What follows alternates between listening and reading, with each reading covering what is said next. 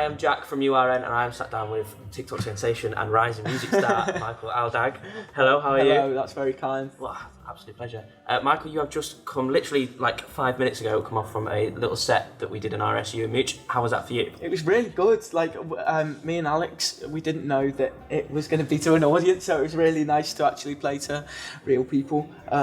And I think it went well. I just wish we could have made it longer, but yeah, I had a lot of fun. Well, it did go well. I think everyone enjoyed it. Thank you. There was quite a lot of anticipation as well with you coming in. Quite a few TikTok fans sat in the audience. So diving straight into sort of the more serious questions. You've so a lot of the music on your Spotify is all 2021 stuff. Yes. So all pretty new releases. Obviously a few months. I think May was the first one.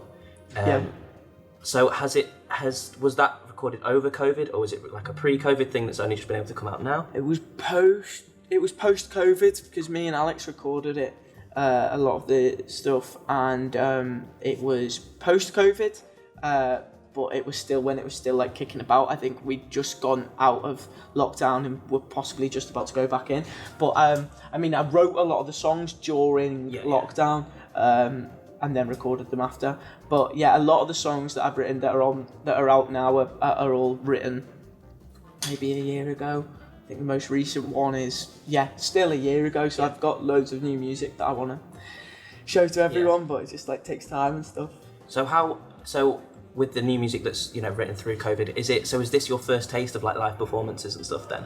Yes. Yeah. So I've done. I did some shows in September, which were headline shows, and they were really cool.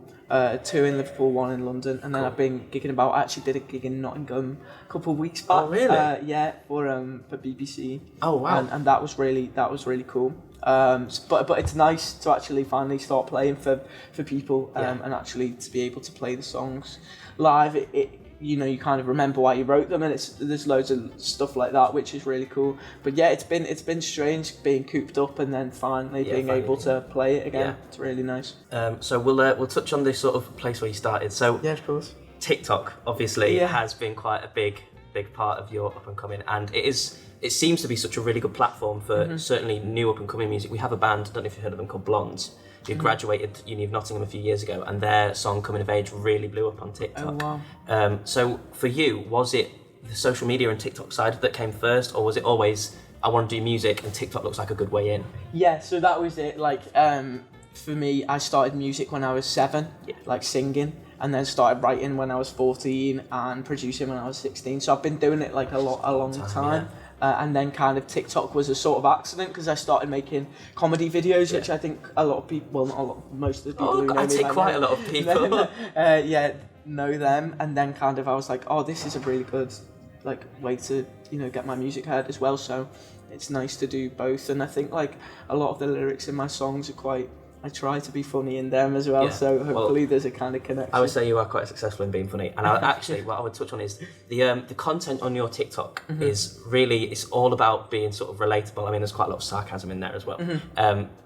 But do you think the content in your songs, I mean, I certainly see like a sort of mirror image almost. Yeah. Do you think that is something, I personally think it's something you do quite well, the sort of accessibleness and the relatableness of it. Is that something you like deliberately aim for, or did it just sort of happen when you were writing? I mean, I guess it's a little bit of both. I think like I don't sit down and think, let me write a relatable song, but I definitely try and put in good lines. Do you know what I mean? I always want to try and start a song off with like an interesting line, or and I find it like there are some songs, even like my saddest songs, I think there's still parts in there, like Tonsillitis, there's still parts where it kind of flips and is a little bit sarcastic. I don't know, maybe I can't deal with sincerity well and have to put it in, but yeah, I think that's I think that dealing with sincerity, the fact that when you make it sarcastic, that is what a lot of people do. I mean, that's how a lot of people deal with it. So I thought it worked. And then we're going to move on to the little game now. Because we're touching on the social media aspect of it all. Okay. So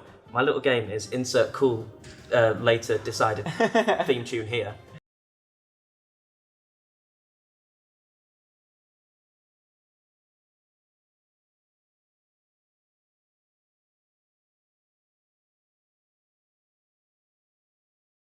Right, so the game is based on your social media numbers.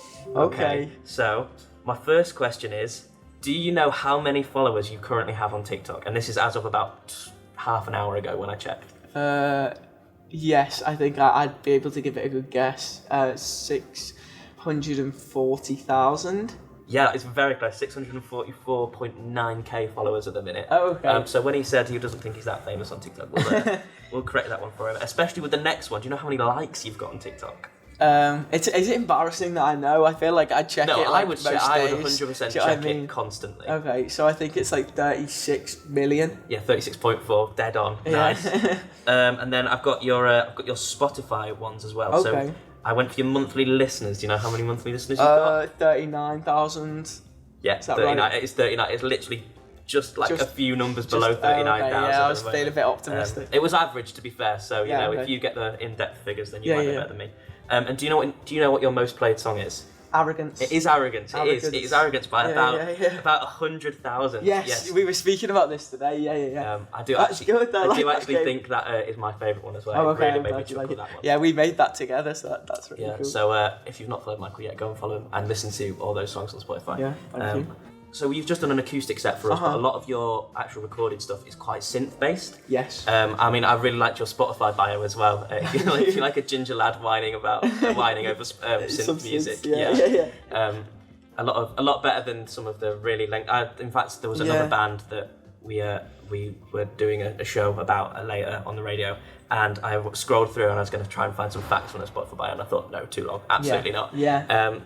So with the synth pop thing, where do the influences for that come from? Because I feel like a lot of the synth pop that's coming out at the minute is quite American. Yeah. So I was just wondering where your influence from. My main influences are probably Bastille. Yeah. The Killers. And the 1975. Yeah. Do you know, when I was listening to your voice, I actually thought you had a really similar voice to Dan Smith. Yes. And I was like, yeah, this guy knows what he's doing. He sounds like Dan Smith. Well, a lot of people say that, and it's basically because I literally love Bastille, and like when I was like, I feel like I was listening to them a lot when my voice was developing around like 14, and probably just like tried to steal his voice. So I apologise to him. But I think it's a good. If you listen to your songs, I'm sure he's got fantastic. He's fantastic live as well. He's so energetic. I really want to see him. Yeah, I really want to see him. Could not recommend enough. Me and my sister have this thing where there's a thing called male manipulator music. Yeah. But I don't think that I'm a male manipulator. Well, but I love making that sort of music because it just seems to slap off. We wrote another song, which is really in a similar vein, and I just really enjoy it, but it's kind of it does have that factor of shocking, but I just want to say that I'm not actually as bad a person as I come across in my songs, yeah. Speaking of your sister, actually, you sort of made her second-hand TikTok famous. I was scrolling through earlier, just a bit of a recap to make sure, you'd not posted anything today that I'd not seen. Yeah. And then I was like, God, his sister's in so many of these. I feel like I know her almost as well as I've seen your she's, content. and my sisters, I'm really close with them and lucky to have them, and they help me a lot with music and with TikTok and stuff like that. So I'm very lucky to have them. But I think Rashid likes that sort of thing and being involved. So it's really cool to get her involved. And if she's got a bit of second-hand fame, then I'm sure that's a good thing. And I did see also on your TikTok very recently, I don't know if she's another influence for you, but I saw the snippet of a cover of All Too Well. Oh, yeah. So I feel like I have to ask everyone this at the minute because of how relevant she is. I mean, I'm literally going to a Taylor Swift party on Saturday. Oh, wow.